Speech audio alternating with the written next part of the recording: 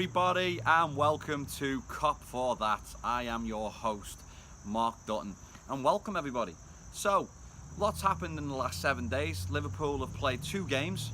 We've played a league game against the Saints, and they came marching in, and we played a Carabao Cup game against Chelsea, Chelsea, and that was played last night. It is a beautifully sunny day in New Jersey today. It's really hot, and let's get straight to it. So I'm gonna go back to front. I think I'm gonna talk about the Chelsea game first.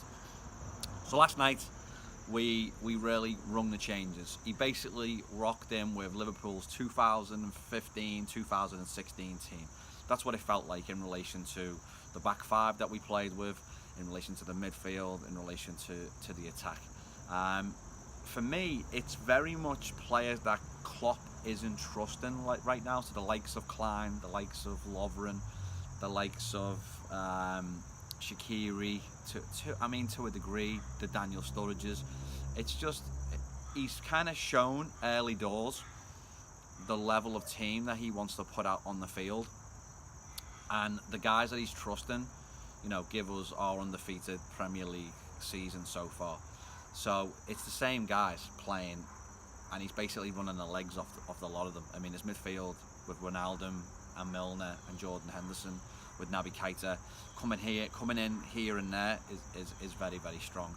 So last night, we saw the introduction of Fabinho. I know a lot of people have been, wanting him to play, and a lot of people would have thought that he would have actually started the season as our first choice defensive centre mid, but that hasn't been the case. Klopp come out and said, it might take him 6 months to adapt to the speed of English football, which is fine with the level that Milner, Henderson, Wijnaldum are playing. Again, especially Wijnaldum. I think Wijnaldum has been key. So with a much changed midfield, a much changed attack, and a much changed defence, and obviously, Simon Mignolet is back in goal. I was hoping I would never see him play a game for Liverpool. As much as we don't like Karius, and Karius has been bombed off, I don't think many of us like Mignolet either. He's just not good enough, and that's why I go back to the point where it looks like Liverpool of 3 years ago, where it doesn't matter how well we play, there's probably going to be a mistake. It doesn't matter how well we do in a game, we're not going to take the chances that we create and are presented. And that was kind of the story of the Chelsea team and their game, because the Chelsea team was really Chelsea's team that won the league 2 years ago. Switch Morata for Diego Costa. It was very much that side. It was a very strong Chelsea team. I would say stronger than Liverpool's team. Fabregas was magnificent in the centre of the park, and Chelsea played really well for 20 minutes. I got to be honest, after 20 minutes, I could have saw this Liverpool team losing heavily. I made a comment of 3-0 to my friends back home in England. That's where I felt the game was going. But Liverpool kind of grew into it without creating too much, and probably the better chances of the first half come to Liverpool. We just looked a little off it. The formation didn't look right to me.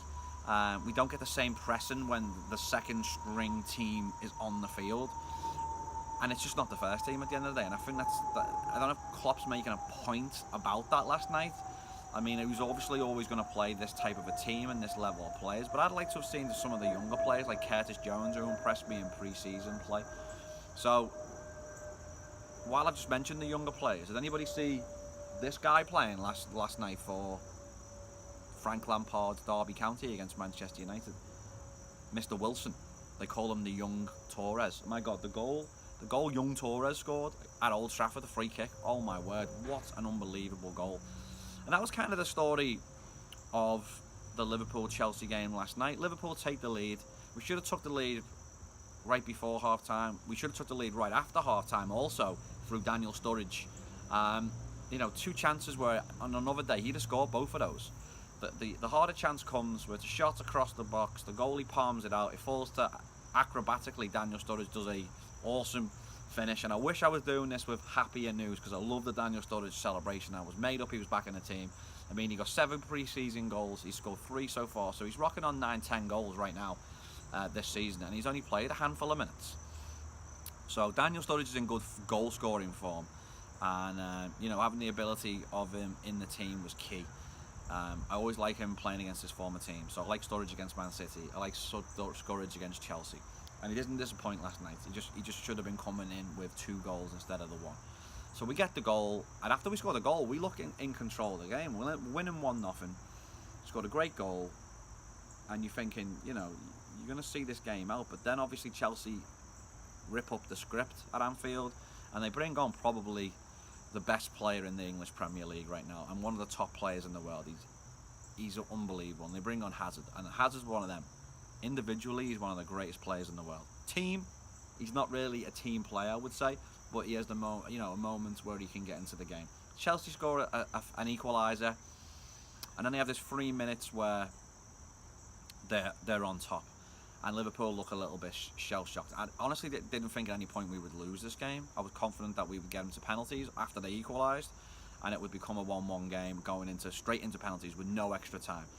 But Hazard gets the ball, he does a give and go on the outside, he basically nutmegs Bobby Firmino just around the halfway line. He just accelerates, does a give and go, goes around another Liverpool player, he nutmegs Alberto Moreno, and now Moreno's getting a lot of stick today from a lot of different Liverpool fans. I think it's unfair. He was quality before he got injured, and then Robbo got his chance, and then Robbo is on another level. He is on another level, but Alberto Moreno, I could call him Bobby Mondeo, he's the last piece of that puzzle, because there's probably 4 or 5 occasions where Liverpool can make a tackle. Bobby can tackle him, he doesn't, he gets megged. Then Keita has a go. The scenario just keeps running and running in my head. I can't take anything away from it, because it's an absolutely beautiful, incredible goal that Hazard scores, and he smashes it past Mignolet like he's not even in the goal. So, you know, there was a lot of factors going up to the game. I think we could have fouled him a couple of times, we could have tackled him a couple of times, but when a player has that much genius in his ability on a football field, you just got to sometimes say we were beaten by a team that brought on Hazard and won the game in 3 minutes. And they did. Like I said, I didn't really think we were going to lose the game. I was confident that with that team we would go into this game being better. But like I said, after 10 minutes I thought we'd lose 3-0. So to get away with 2-1 and go out the competition, I'm devastated. I'm upset. One of my fondest memories as a fan was going to Cardiff, flying back from America, going to Cardiff to watch Robbie Fowler and Jamie Carragher lift the League Cup. It was just an unbelievable game. We won on penalties. It was a very emotional day for me. It was awesome. The Liverpool team wasn't that good on that day, but you know, it's a trophy in the cabinet, and I want to see this team win things. You know, we've been to countless finals now. I think 3: UEFA Cup, Carabao Cup, UEFA Champions League, all with Klopp, and we've lost every single one of them. So, you know, if we can get early silverware under Klopp's reign this year, I'm going to be very happy with that. So the fact that we went out of the cup, it has its good and bad things. You know, nobody wants to play January, the semi-final, 2-legged affair, and then have the FA Cup and then the Champions League restarting. It's just a lot of games, and as great as this squad looks, I don't know if we have the squad quality yet. And again, it's kind of masked by the start of the season we have. So we end up going out of the cup to Chelsea by 2-1. Hazard's brilliance. But then I fast forward back to our undefeated reign in the Premier League. We've won every game we've played. We're firing on all cylinders. Again, we're not playing at our best, but this weekend was, you know, a change in lineup. He brings in Shaqiri. I think a lot of people wanted to see Shaqiri. He's only had limited minutes so far, but he's impressed when he's been in the park. We basically win the game in the first half. We score 3 goals. Shaqiri is involved in every single goal. He gets a phenomenal free kick off the crossbar that Salah pops in. But all the other goals are basically be him. He cuts inside, he plays a beautiful pass, we score. He cuts inside again, he plays another fantastic pass, and it's a deflecting it basically goes down as an own goal. So Shaqiri's man of the match. And then Klopp hooks him at half time. He takes off Shaqiri. On 60, he takes off Virgil van Dijk, who's complaining of a rib injury. And then we basically agree, it looks like a half time, to just 3-0 is everything we're happy with. We're happy with 3-0. They're happy with 3-0. And nothing really happens in the sense of that second half. I wasn't really excited to go on about this video, because obviously it's a video where we lose to Chelsea, which we don't want to do ever. but a lot of Liverpool fans are okay with it. I'm definitely not. And we played, it was like a dead rubber game for me. We played well to a degree in the first half. Shaqiri is your man. Then he subbed because obviously he's playing 90 minutes against Chelsea at half time. I think Klopp maybe was always going to give him 90. We changed formation. We just looked a little disjointed. Now, we're going for a very long undefeated record in the league this weekend. We play Chelsea again at Stamford Bridge. I'm just hoping that the players that didn't play last night can raise their game a couple of levels, because, you know, we're very evenly matched with Chelsea. But our key players, you know, the Manes, the Bobby Firminos, the Mo Salahs, I've got to step it up in relation to the big teams. You know, we didn't perform well against the big sides last year. So far this year, we've played a Tottenham team without certain players playing at Wembley, and we've played a phenomenal Paris Saint-Germain, and that was probably our game of the season, right? So far, that we beat an obliterated Paris Saint-Germain. But this is our first test away from home, other than Spurs, so we've got to rise to it.